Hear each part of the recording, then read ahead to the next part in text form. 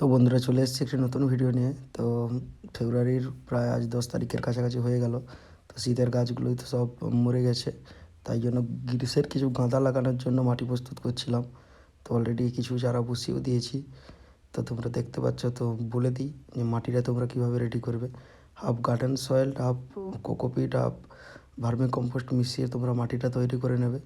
নিয়ে তো এটাই ঠিক সময়। তো যদি তোমরা যারা যারা লাগাতে চাও, শীতের গাঁদা দু রকমই হয়, এত বেশি ভ্যারাইটি পাওয়া যায় না। তো তোমরাও এই সময় থেকে লাগানো শুরু করে দিতে পারো আমার মতো। তো আমিও লাগিয়ে নিয়েছি। তো দেখো, এখন থেকে লাগালে গাছগুলো খুব ভালো গ্রো করবে। তো আমি ডাইরেক্ট সব 6 ইঞ্চি পটেই দিয়ে দিচ্ছি, কারণ আমার ছোটো পট কেনা নেই।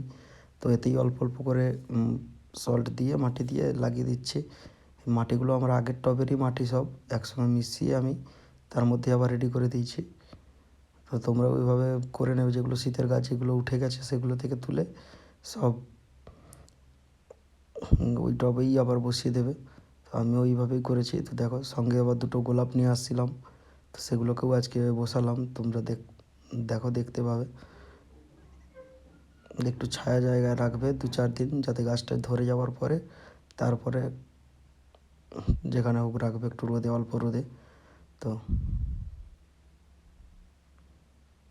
ঠিক এভাবে ঝুরঝুরে মাটিটা রাখার চেষ্টা করবে টবের মাটিতে, তাহলে গাছগুলো খুব সুন্দর হয়। 10-15টা চারা আমি বসিয়ে দিয়েছি অলরেডি। তো তোমাদেরকে দেখানোর জন্যই একটা চারা আমি বসালাম।